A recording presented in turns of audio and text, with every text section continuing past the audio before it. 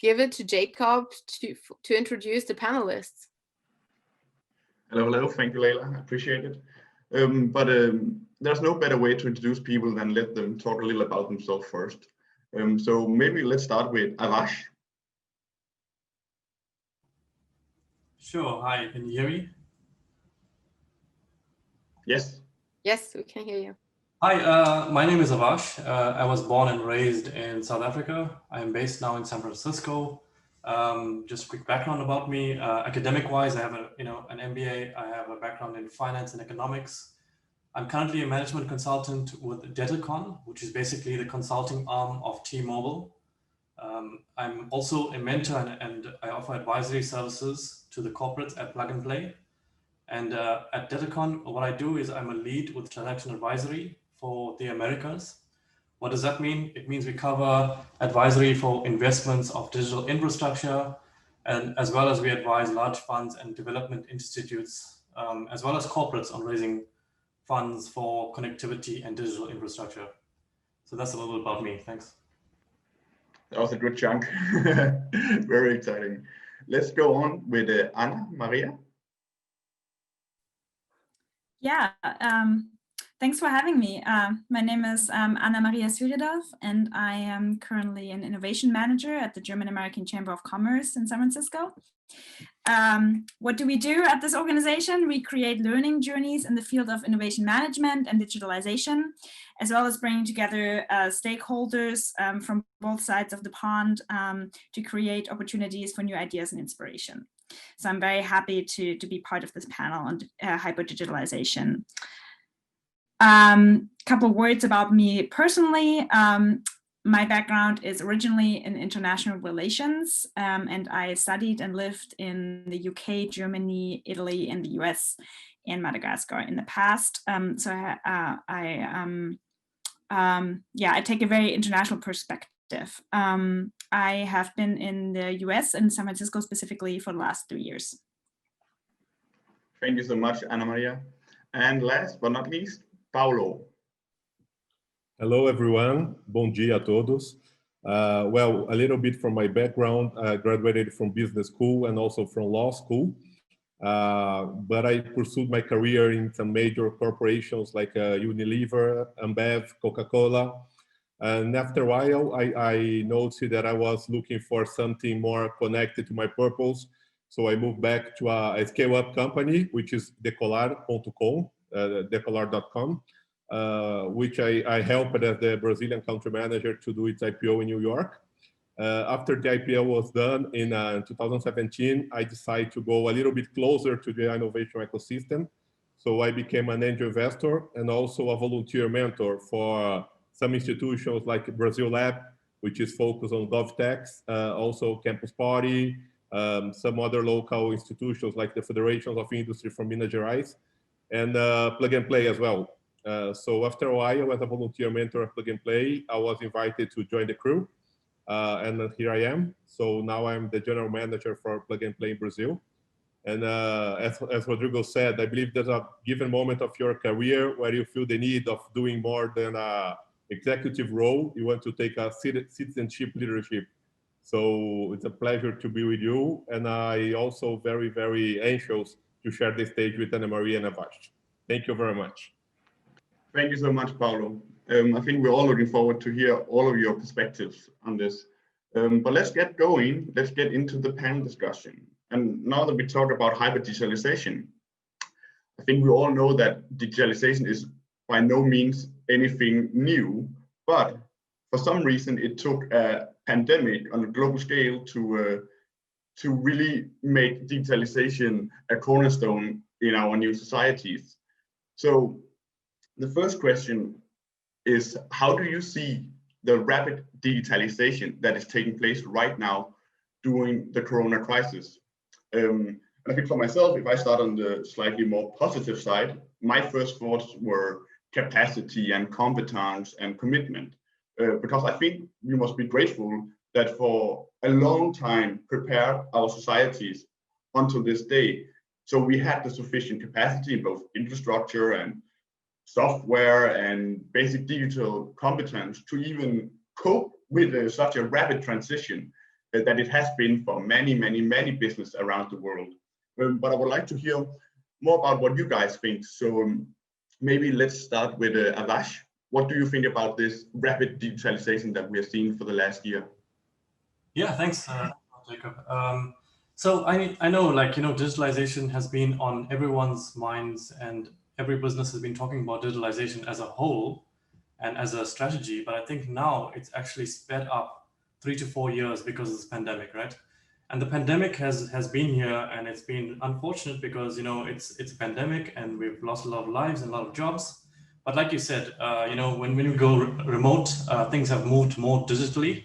So we've seen a lot of projects. Well, I can talk personally. A lot of our projects we have done across the globe now because it's now digital.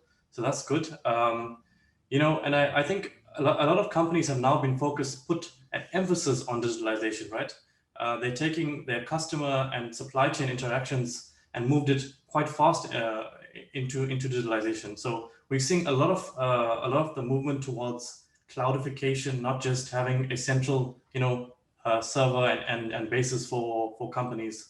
And then, of course, in this pandemic, what is the hardest hit is those that have physical production, manufacturing, retail, and our small businesses, right? They've been hard hit, but at the same time, we've seen some growth, right, in health and especially in health, of course, because of the pandemic. And they say that innovation comes from necessity. So when there's a need for innovation in health, that's why we've become so rapid and we've grown so quick in that.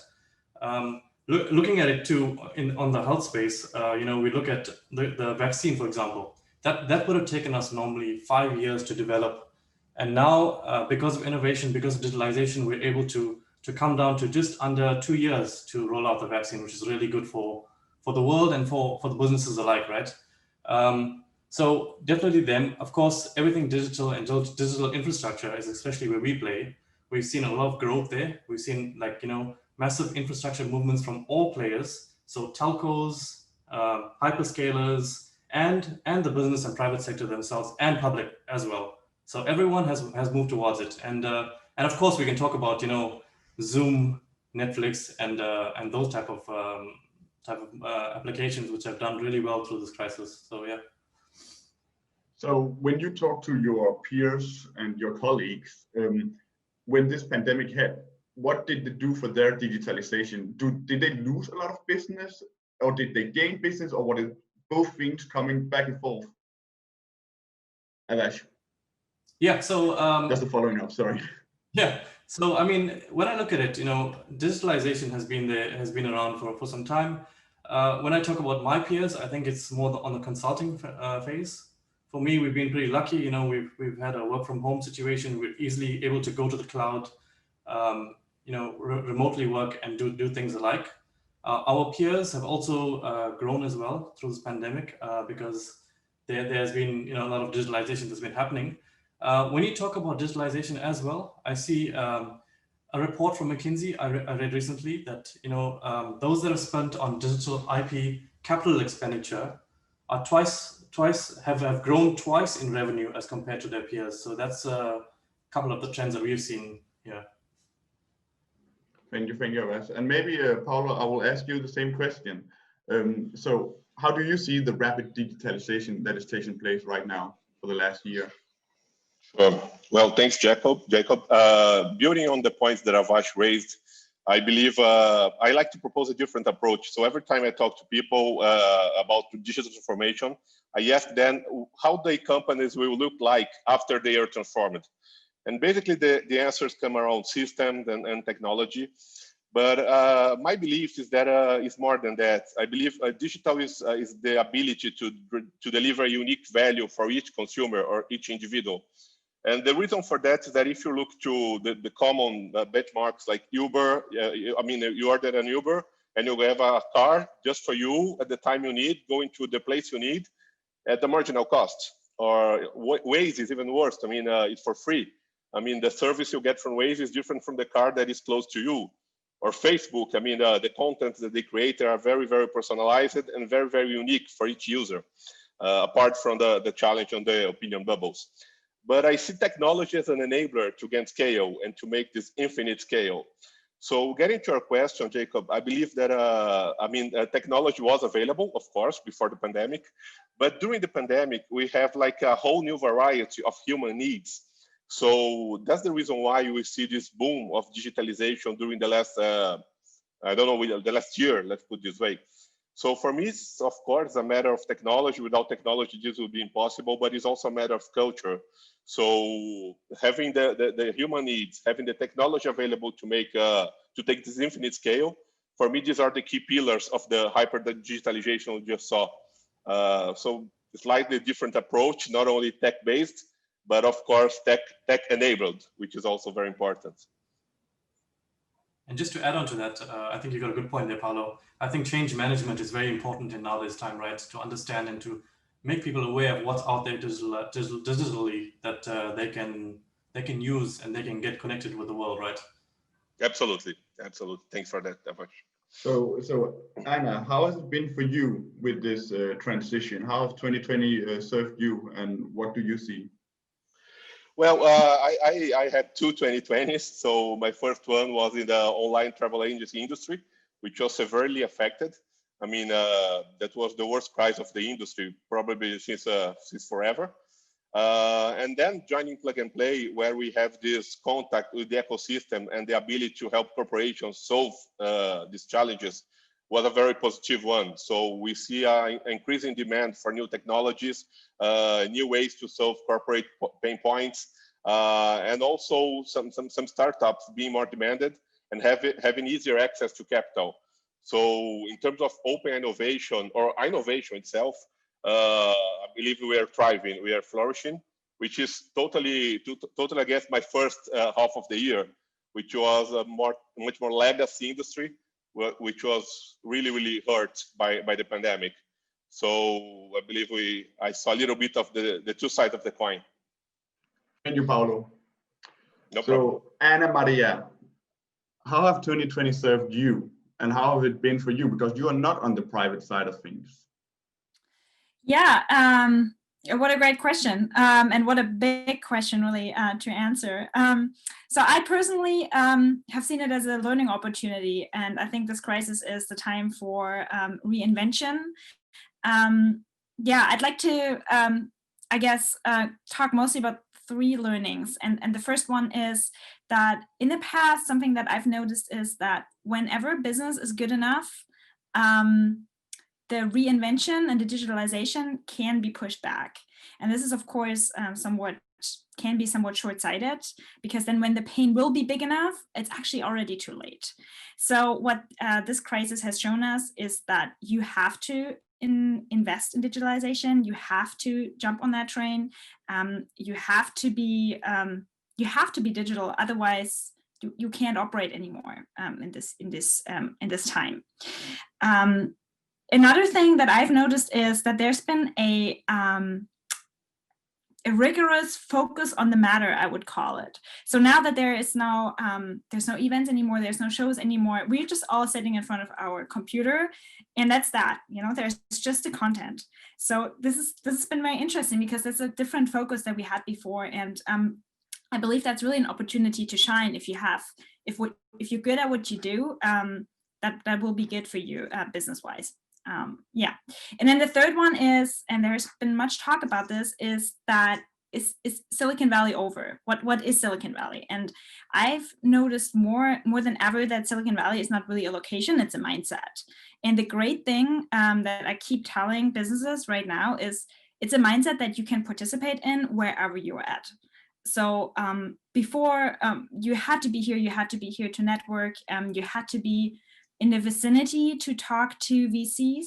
That's not the case anymore. And that's a tremendous opportunity, I think, for everybody around the world who wants to participate in this mindset, that they can easily do that. I think that's a great point, that it has been an enabler more than actually something that would restrain you. I think that's, especially with the Silicon Valley, that the accessibility that have changed, because I definitely know from my own career here in Silicon Valley, how you need the network and how you need the right persons in order to do anything here, and that has probably changed because now everyone has time, first of all, and they're way more accessible, right? Because they're sitting at home in their pajamas too and want to do something. So when you reach out, people actually answer now. Yeah, we are sitting at home in front of our computer, and I think everybody is somewhat starved for this type of interaction where all the good ideas come from, where you get all the inspiration. So it's a great time to actually build your network online, even though that's all different than if you just went to an event. Definitely, definitely. Very true. And we have tried at our best at Plug and Play to do that with events like this, bringing people with backgrounds from 3 different continents together. I think that's very inspiring to hear your different perspectives.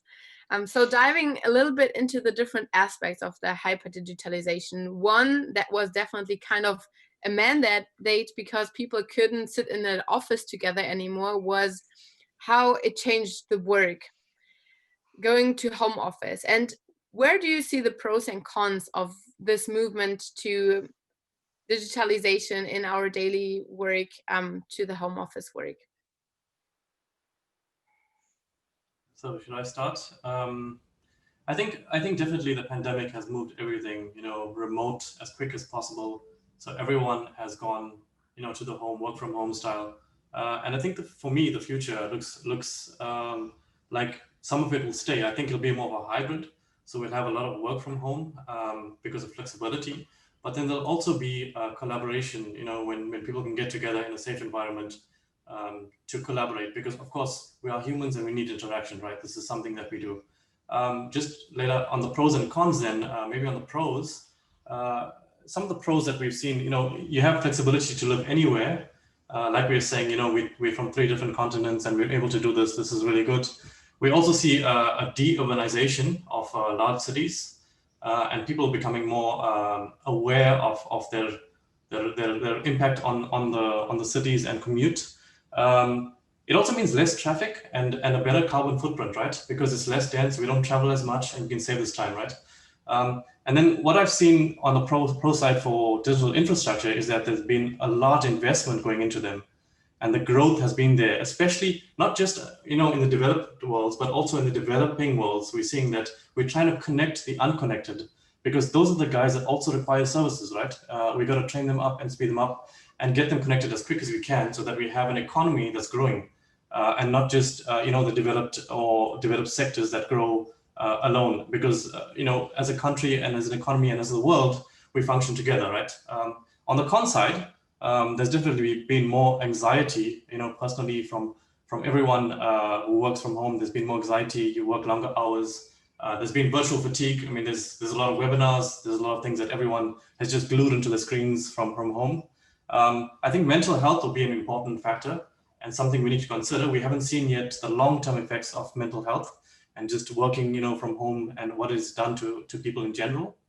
And I think, one of the cons is also there's a blurred line between what is work time and what is family and social time, right? I think because we're working from home, it's become one sort of thing. So you sort of, eating, and then you come back and you do some work, and then you do something else, and you go see a friend, and you try and stay apart, and then you come together when you can and it's safe. So that's sort of a con. And then also another con is that we see in businesses and across the world that skills and industries require a different mindset, a different like Paulo mentioned, right? It's part of change management. And I think this is important, that we try and work towards digitalization of not just infrastructure and hard things, but actually people's mindsets and the way that we look at digital as a whole, right? We need change management. We need to implement it in the organization, see how we reskill people, especially when we look at factories, manufacturing, and those sort of industries, where 5G will play a crucial role in connecting and making things a bit smarter. So we have IoT devices, we have smart robots that can do the work, but still we will need people, so they would need to be reskilled. So that's a bit of the pro and con from my side, but I'd love to hear from you guys as well. What do you think about it?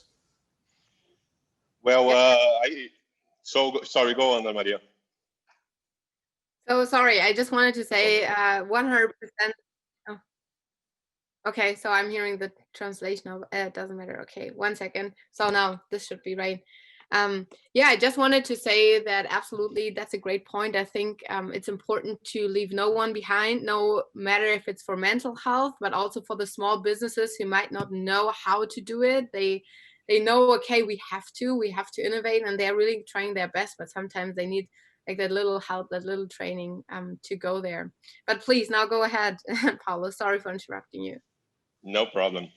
Well, I am in the same territory than Avash. I believe one pro is definitely the ability to work remotely. So if you are a good developer and you live in India, or you live in Africa, or you live in Brazil, you had a better opportunity to be hired, for example, for Google headquarters. I mean, you don't need to move your family, you don't need to get a visa. So I believe the borders are a little bit blurred right now. And I see this as an opportunity for qualified people to offer their workforce all over the world.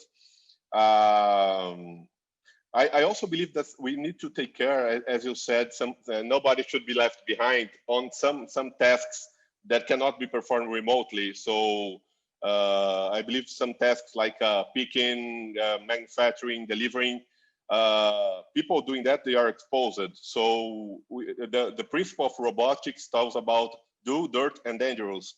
So I believe this kind of tasks, they could go under Hyper-Digitalization. And that comes with that challenge that Rodrigo mentioned. I mean, how do you prepare people? How do they give them the capability to follow these movements? Otherwise, this will become a definite con. The other reflection that I make is on the role of the workspace. I mean, I see a hybrid model, blending remote and presential work. I see the offices mainly becoming like a showroom of the company purpose. So hosting meetings, events, maybe some squads. That in the future, I cannot precise how far it will take. But I see that the workspace will not disappear in the way they know. They'll get a different meaning. This is something that I truly believe. And I share the same concern that you guys said about the mental health. I mean, this is new for everybody. Maybe this is something that will be reminded for centuries. And 1 year is too short period to evaluate the mental damages that this pandemic is causing. So this is definitely one aspect that I believe we need to take care of, and make sure everybody will be healthy, both physically and mentally, at the end of the pandemic. Great, yeah, fantastic. And I mean, I think that would be a great model, at least for plug and play. Like, I can totally imagine the Monday morning meetings happening on Mondays with everyone in the room, high energy, and then everyone just goes to their own home office and does their work without distraction of like phone calls going on everywhere. So yeah, I can totally see that. Now, Ana Maria, maybe you can tell us how it was to work from home from GACC, and what were your biggest positive takeaways, or where did you see some downsides? Yeah, absolutely. And I think these were some great points raised by Avash and Paulo. I think the new way we're working right now is best described as distributed, meaning we are all distributed as people. For example, our team, previously we were all here in the San Francisco Bay Area, and now we have a couple of people who are actually working from Germany, which is great because a lot of the business we work with are in Germany, and there's a 9-hour time difference, so that can be a huge upside of this distributed way of working. And then also, I think tasks are more distributed, right? So I think we will really see more of a specialization of people, because you can now work with specialists for anything, and it doesn't really matter where they're at. So you might as well hire somebody outside your organization to do very specific tasks and train people within your organization. Yeah, I think the biggest downsides really are innovation and bonding, I would call it. And when I talk about innovation, I just really mean the new ideas that come around. I think it's been shown that to whoever you talk to within your organization, whoever is furthest away from your actual job, if you talk to that person, you'll get the best ideas and they will be most creative. And that doesn't happen quite as much anymore if you're not in a space. This is the typical water cooler talk that people talk about. And there's solutions to this. You can make a Zoom room, I don't know, once a week, where it's really only meant to discuss ideas, not to go about the day-to-day. Maybe even, you know, talk about your weekend plans, but maybe that will relate somehow to your work. You'll get ideas just by kind of bouncing it off with somebody. But I think that is something that has to be very actively managed. And that is also something that we in our organization had to manage, and we're able to manage successfully, but it took a little bit of practice. And the other thing I think that really organizations should be looking out for is bonding. And that means within the organization, right, within your team, but also outside with your partners. Meaning if you don't see each other in person that much, you just really have to get creative on how you can create these bonds that you have. And I think this very much relates also to the mental health question that you both already raised. That can very easily leave people isolated, even when they are part of a team. So that's just something that one has to actively manage, and there's other tools one can use for that. But I think that was all like the negative sides, but I think there's actually a lot of pros to it too. And we already heard about a bunch, right? Like there's all this flexibility. We are not all losing hours a day in commuting. If you were commuting that long, I don't know. But this is just not happening. There's an efficiency gain for sure. There's more room to go about your hobbies, to pursue other things in life. And yeah, and also we get better at managing it. You're right, at the very beginning of the pandemic, I think everybody just kind of froze for like a couple of weeks. What do we do now? And then it was Zoom all the time. Everybody was always on Zoom with the camera on, I don't know, 6 hours a day, 8 hours a day. And now we're realizing, oh, that's actually very exhausting. Let's manage it a little bit. How many meetings do we have to have with our camera on? What's too draining? How productive is that actually? So I think it's a very exciting journey actually, where a lot can be learned. I think just to add to it, and I think I agree with you 100% that, you know, initially it was really exciting. It's work from home, have your videos on, and then everyone gets fatigued, right?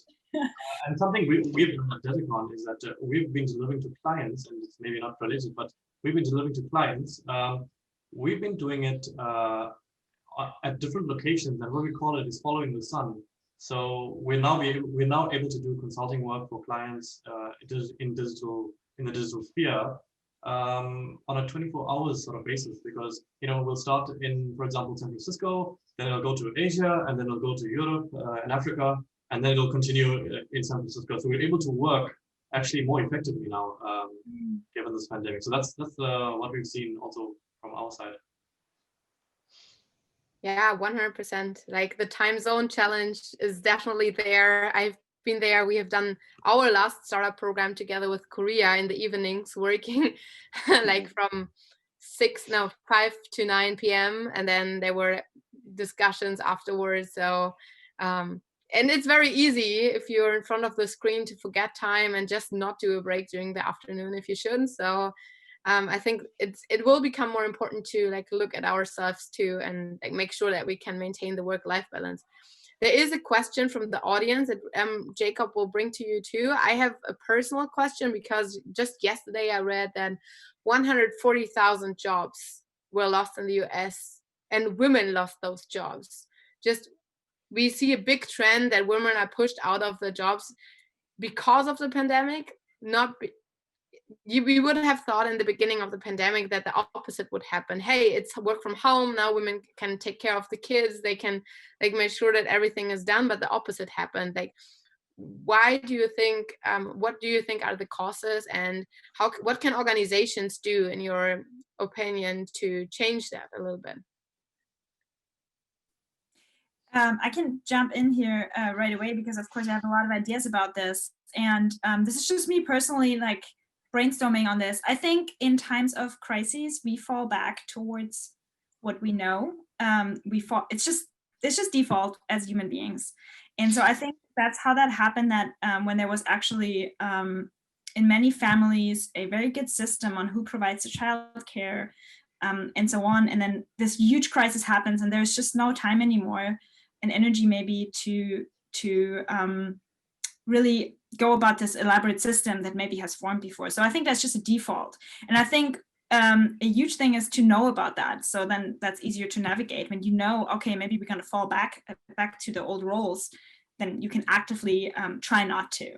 And in terms of what employers can do is, I believe there's always been kind of this misunderstanding that working from home is great for childcare. Well, you can still not work and childcare, like provide childcare at the same time. That just doesn't work, right? Like we see all these like nice pictures of like people having their child, like, you know, in a Zoom call, but that's just, you know, really quick. Like you can't actually provide any childcare when you're working. So I think that is something that we still have to manage. So there still has to be childcare when we are working. And I think understanding that is the first step. And I think another thing is boundaries. And I think Avashi talked about that earlier. People, even in the home office, have to be able to set boundaries, and companies have to respect these boundaries. And I think that would already help a great deal for providing childcare, which is something that is non-negotiable. Yeah, I think companies need to think about this, right? Especially for women and inequality, you know, in the workplace. They really need to think about this as a strategy going forward, because this is something that's not just come up today. You know, it's not just pandemic. It's been there since the start of the world and civilization as we know it, right? It's something that not only, you know, women should be focusing on, but also the guys who think and take the action and the responsibility to understand it a bit more.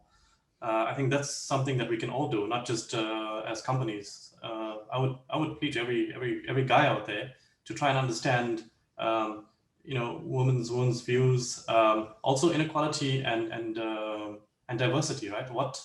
What is it about diversity? What is it about female empowerment that makes it such a huge topic today? I think that's important.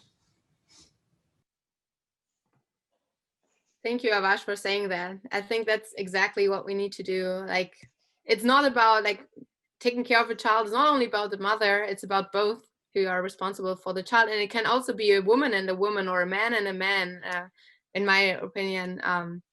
So I think it's just having that shared responsibility. So I think that's a great point. And also recognizing that we kind of need to set the boundaries in the home office. So I hand it back to Jacob for the next question and for the question from the audience. Jacob, are you still there? Yeah, I am still here. I have no child to take care of, though, unfortunately. But Rachel came with a great question.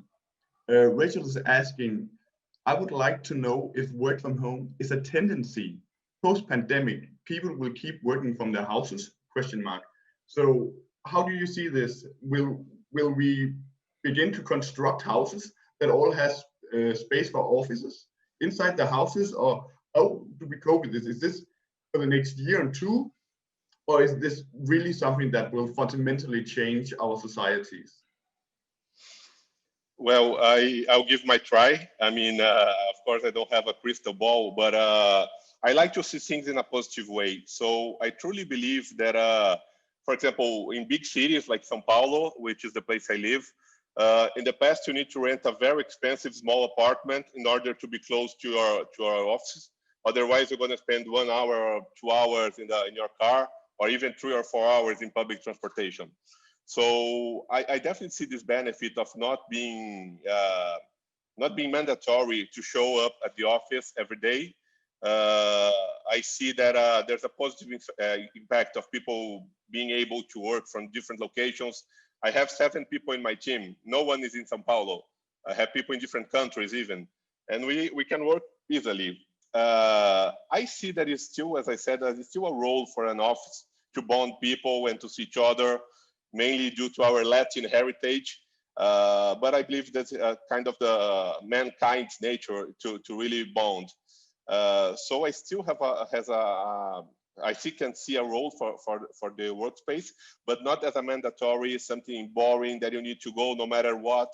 So that's a hybrid model I was mentioning before. I mean, maybe you go to the office to an event, or because the company to launch a new product, whatever. But at the end of the rest, I don't know, 80 or 90% of the time, hopefully you can work from I don't know, a farm from the beach, from whatever is easier for you. I still have the concern that I also said before on some works that cannot be performed remotely. We need to find a way in order to extend the benefits for these people as well, and to take care of their capability, otherwise they'll be unemployed.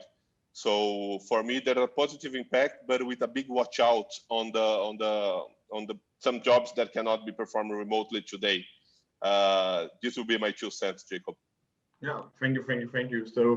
So maybe Avash, you can share some lights on this. But if we take Paulo's crystal ball and look into the future, will we see a de-urbanization of the big cities with other technologies coming as driverless and those kind of things, or do you believe that we would go back to the same pattern of urbanizing?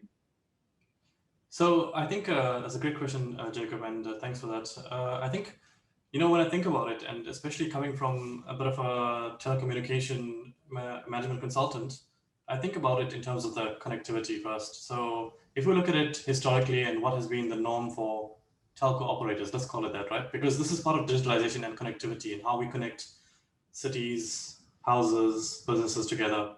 So operators used to go out and build out, their network and say, hey, we're the best, we have the best coverage, come to us, we do this, right? But now that there's connectivity, what do I see in the future is that because 5G and we're actually lucky that we're at the time where it's 5G, I mean, imagine having this pandemic 10 years ago. I don't think we'd have the facilities and the capability to do it right now, right? So we're lucky in a way that we're here, but this also means that, we need to look to the public sector, government regulation to understand how they can connect, from everyone, from consumers to business. When we look at 5G, yes, it may be, a little bit better for us. We might get virtual reality, we might get a bit of augmented reality, but the key is actually in the business sector, right? On connecting them, because like Paulo mentioned also that, there's some jobs that still require you to go in, but then having 5G and having, new technology that's coming out means that we can have smarter factories, we can have IoT devices, we can have, robotics. I think these things are still, we're there, but we're not more advanced. We will get there. Because also, I mean, when I say public policy, and why do I say that? Is because 5G allows now businesses to go and adopt 5G without having a mobile network operator. You can have a 5G campus inside your own business to produce whatever you want, right? So it's really going to take a different view on connectivity as a whole. And if we look at connectivity as a whole, right, like, we have the normal mobile wireless communication, we have fiber cables and cables coming to our homes and businesses. But then also there's different type of connectivities coming along, right? Like Elon Musk has Starlink, which is satellite, right? Which is going to give us connectivity in places that are unconnected. Because often we talk about connectivity and we want to go into the 5G scenario, but we can't go into a 5G scenario everywhere because not everyone is connected, right? There's places that are rural that don't have, any sort of communication. They need to still build it out. So instead of building out and taking a long time to build this infrastructure, something like a satellite could cover very quickly and give you some rate of internet and mobile and digitalization quicker than we can with the traditional telecommunication company to build out, right? So I think this is the trends that I see so far that's going to be key. And of course, everyone moving to cloud infrastructure. We no longer need things to be facilitated in one place. Everything is distributed, right? So there's distributed connectivity architecture, and then also we can do things remotely. We don't have to do everything in one location. This is the way the world is changing and the way the world's going at the moment. So that's very, very cool insights, and especially hearing it from a background in telco and coming from one of the biggest telcos in the world, and where things like 5G and augmented reality is definitely a hot topic, right? But Anna, what if we take a look on the digital models? Will they blend into industries like retail when things are start to open up again? I'm talking about these mom and pop shops, the ordinary companies that have been physical in their natural ways of conducting themselves, how will they look after this? Yeah, and I think that is a very big question for a lot of businesses, but also that will really influence how we will live, how life will look like.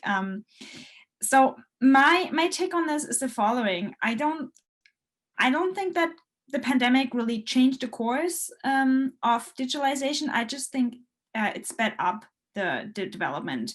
And I heard like 3 to 4 years before. I've been reading 5 years, 10 years, however many years the time lapse was that we did through COVID. I believe we just did it, and I don't think there's a 100% going back. However, I don't think we will live like how we are living at the moment forever.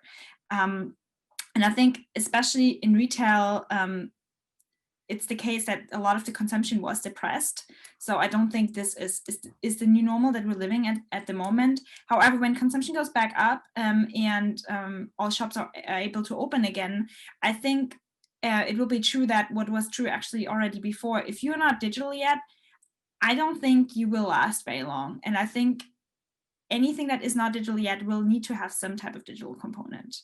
And that will be the case for retail, where maybe models where you do a lot of the shopping online on your computer, maybe even like measuring yourself and so on, but maybe then you still go and pick it out. I think there will be a lot of hybrid models there. That's what I'm seeing. And in general, a diversification of sales channels, I would say as well. So I don't think there will be one solution.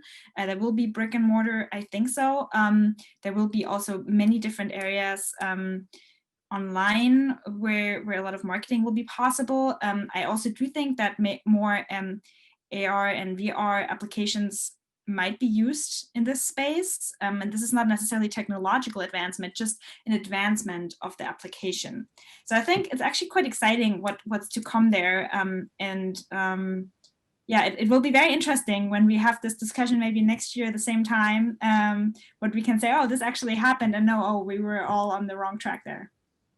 Yeah, I agree with you, Anna, there. Just to add on a little bit, I think I've heard a lot of, I've seen a lot of articles, and a lot of people talk about brick and mortar for shopping, especially, and these big malls are going to be over. I don't think so as well. I think it's going to be more repurposed for distributions, so you're going to have distribution centers for them. The digitalization will help in a way where we can understand the consumer but more to say, okay, we need more blue colored t-shirts at this store and red colored t-shirts at that store. That's the intelligence we need. I think the stores itself may be a smaller version. We might find, you're right, AR, VR type of things at home. And then when we get into a store, we can pre-book an example. We can look into the future and say, okay, we want to pre-book, I want to try out item number 1, 2, 3, 4. And maybe when we go into a little store, we can try it out and we have a time slot. So maybe that could be a way of how we shop in the future. I don't know. This is just a view of mine, but I definitely think it's going to be repurposed as a whole. Brick and mortar will never be over. I think if we look at bookstores as well, Amazon has come from a bookstore, right? Are bookstores closed? Not 100%. There's niche bookstores now. And then when we talk about Amazon, right? Look at retail there. I mean, they've gone from brick and mortar, and now online stores like Amazon and Alibaba have gone really huge, right? And what has that done as well? It's affected everything. Couriers are now, doing much better because we need more delivery because everyone wants things at home. So it's really changed the face of retail as we see it. Yes, and let me add to that the fact that Amazon pre-pandemic actually started real stores, right? And I'm talking outside of Whole Foods. I'm talking about actual Amazon stores. What does that tell us? Moving from the internet to actual brick and mortar. Another thing that I'd like to add is, and something that I think businesses should look out for, is that the consumers will be, even more than now, very well informed. They will know exactly what they want. I don't think there will be much browsing in the shop. I think everybody does their research online even more than they do now. And this is something that businesses should really be aware of, that they're just dealing with a different customer who knows exactly what they want. And also in a way have a lot more power because they're not limited to any options that this particular retailer might have. So I think data-driven decision-making will more than now become like a totally different meaning, really, than it already. I mean, now businesses are getting more AI and data-driven businesses. You're right. You know, people are leaving reviews and they're really researching on what they want before they get it. So you're right. I mean, this is something that we need to look at for trends, not just in retail, but in anything, right? Like we can go into any manufacturing or any type of industry application and use the same example and say, you know, we need to have a data-driven business of what is demanded and what is the feedback coming in to develop these products that we are producing. Yes, I would like to add on this phygital, I mean, the blend between physical and digital. I also believe there's a trend related to the kind of shopper experience people are looking for. I mean, if you are looking for to buy luxury, you probably want to go to the store. You probably want to touch, to feel the texture and to taste it, whatever. But if you want to buy, I don't know, a commodity, to buy salt, for example, you prefer to have it at home. So I believe the future of retail, physical versus digital, is also very related to the kind of experience that is required to influence the shopper decision. So on top of everything that you guys said, I would just like to add that, because for me, this is a key decision-making factor. Just one more point for that, and I know this is going on a bit longer, but I mean, retail is one side, right? Then we look at like manufacturing and real engineering, you know, big firms that are producing things. And what we're going to find also in retail and engineering and in manufacturing, we're going to find that, you know, there's things like digital twin, right? You can have VR glasses, you can, you know, construct something virtually before it's actually produced. So these are technologies which, you know, a lot of businesses can now implement to make themselves a bit more leaner, a bit more efficient, and a bit more smarter, if I can call it that, to drive decisions and to make products and to develop things, you know. So to have a digital twin before you actually do it will be an ideal, actually. That's it. Yes, I think you've covered a lot of important points. The challenge to kind of combine the user experience with the online market, the trends that allow us to manufacture things differently. I also believe that there will be a little bit of a shift in consumer behavior based on what Anna Maria said, that consumers are not stupid. They have learned in the pandemic, and we had a lot of time to think about things. And I have had so many conversations with people telling me, oh, I'm starting to be a minimalist because I have realized I have too much stuff and I don't need that much. And I think that will be an important trend. First is like people will exactly evaluate what they want to buy, what Anna Maria said. And second, a trend that I've seen too is that people became more aware of sustainability. I think sustainability will not be, you can't remove it anymore from the retail space. I think it will be more and more important in the future. All right. We do have a question from the Q&A, I know we're going a little bit off over time, so we don't have to go through all the questions that we planned, but I want to give the audience an opportunity to ask you something too. So, Avash, you mentioned earlier that you have to build a big infrastructure, right? And with a big infrastructure, there often come a lot of investments. Also for all these digitalization trends, you need to invest as a company. And now our audience is wondering, how that will go for SMEs. How will they cope with it? Or will it rather be a scenario where they're just the big companies and they are winning the game, and then the SMEs are kind of left behind with insolvency situations during the lockdowns? Yeah, I think that's an important topic here. I think more and more we see that, you know, like Amazon we're talking about, right? They've taken over a lot of the retail, and a lot of small businesses are now closing.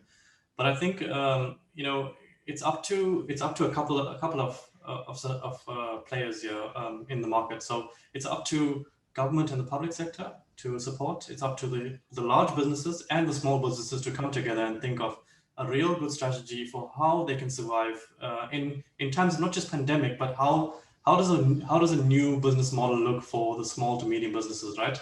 Now we can go at a very you know, very low level and say, oh, they need to have, you know, electronic card machines, they need to have you know, IoT devices. I mean, that's just attacking the symptoms, but not the cause, right? I think the cause is more like, you know, the biggest things about why they're closing is actually, you know, people are not walking around, so they don't have a lot of foot traffic. So that's one. They don't have a lot of distribution. That's two. And then also, you know, small businesses don't have the network and the ability to expand globally like the big players, right? Like a Google, Facebook, you know, those type of guys. They don't have that reach, so they're really looking towards the community. But I think what can be a solution is really, and it's not just, you know, it's not just for one of the players to do it. It's for everyone to come together and look at it, right? One of the possible solutions is to say, okay, we have small businesses that require space. Maybe they're a food chain, right?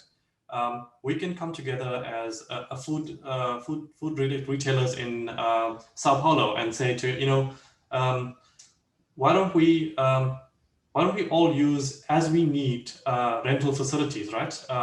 We have a small kitchen where we can use as we need, and we grow as we need, right? We use and pay for as we need, and then also, you know, have a, I don't know, I'm just thinking off the box, but you know, you can have some sort of subscription model when you have like a food outlet, right?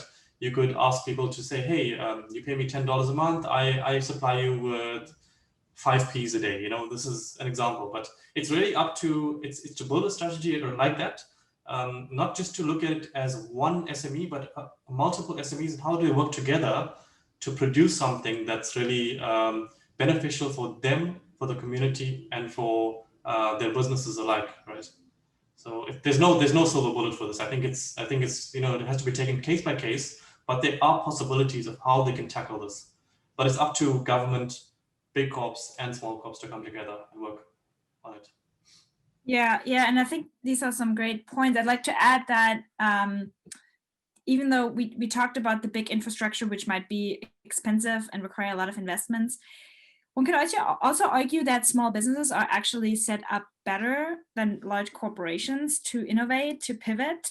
That's simply because there's much less structure that has to be observed to come actually to like a decision and just to do anything out of the ordinary. Processes are less heavy and cumbersome, and literally there's less people that have to really make the decision. So if just the owner or CEO even signs on, that's enough. And I think there's a possibility to leverage that really to the advantage of small business in this, as I know, very difficult time. I would I'd like to add to your point, guys. I also believe that if we can summarize this pandemic in a word, for me it will be adaptability. I mean, the humans adapt to the virus, business adapt to people, supply chains adapted to business. We saw some good examples. Of course, I believe small business are more exposed. They run short of cash quite quickly. But we saw some good examples. For example, the restaurants, if they have an Instagram account and they have they call a Rappi or a food brand, and they have a WhatsApp, they can put an e-commerce in place in, I don't know, a couple of hours. I saw that, for example, in Australia, some pubs are becoming convenience stores. Many examples here in Brazil and also in the US. The restaurants are selling vouchers to be redeemed after the pandemic with a discount or something like this.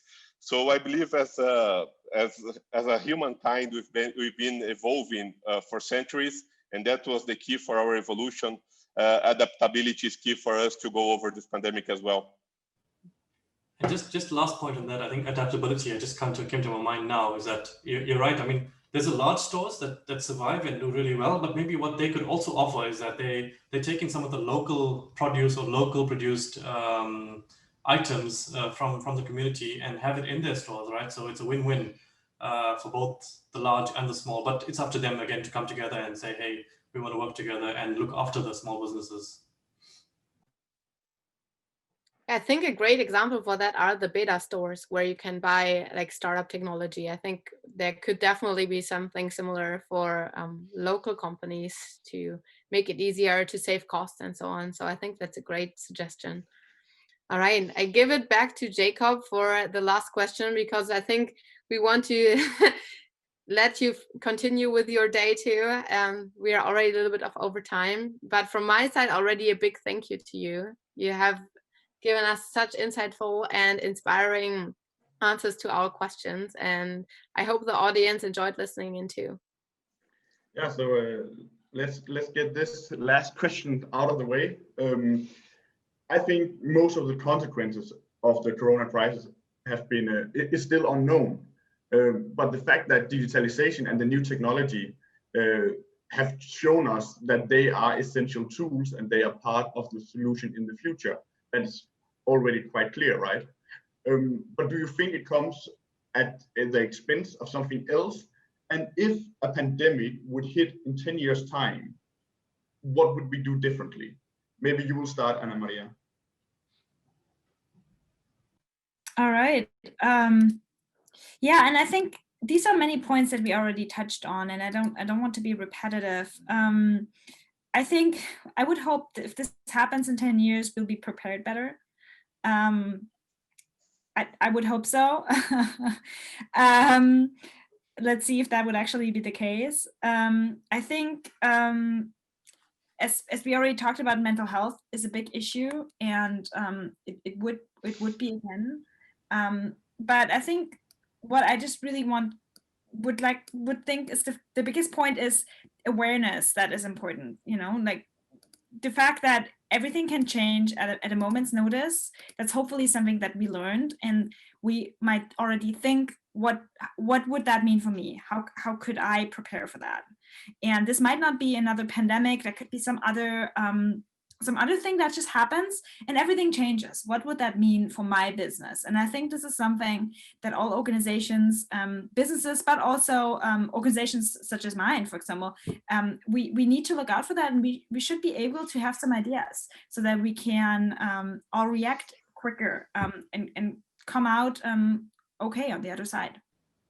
I think just to add on awareness, just quickly, that you know, for businesses that are small and growing and going through a lot of hard times now, I think next time they'll be more aware and they'll be able to think about how to react to it, right? Like, for example, if Amazon becomes a monopoly of retail, then it's up to the businesses to come together and say, hey, we need an a competitor commission, right, to look at it. And then we need, government to help us go through this. And what do we need from government? Maybe not just always funds, but maybe we need infrastructure. Maybe we need connectivity. Maybe we need, things to be built out so that we can respond better. Mm-hmm. Awareness is definitely the key topic there. Yeah, and I think that's part of the package, right? It comes with, if you have the awareness, you also have the chance of adjusting, so you are agile and have able to react, right? Paulo, you were about to say something? Yeah. Just saying that I heard another day that we don't have we will not have the new normal. We're gonna have the now normal, because the reality is gonna shift every second. What I would like to add, Jacob, on top of what Anna Maria and Avash said, is that companies and public entities, they are full of brilliant people. They are well informed, well prepared. In most cases, they have a very positive intent. And the thing for me is that for centuries or maybe decades, they were trained to get scale, to do everything the same way, to get standards, to load out costs.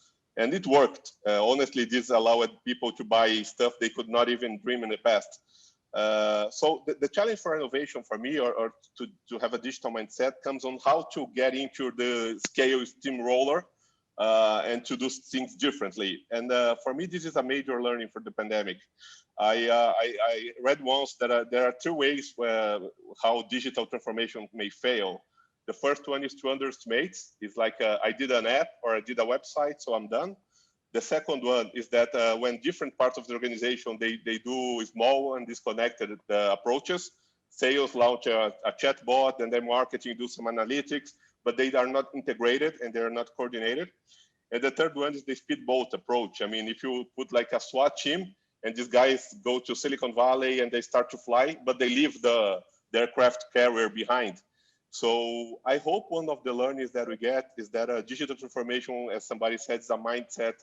It's about change management, and it's about being connected to your consumer or your final user, and really having this Silicon Valley as a mindset, not as a place, as Leila said in the beginning.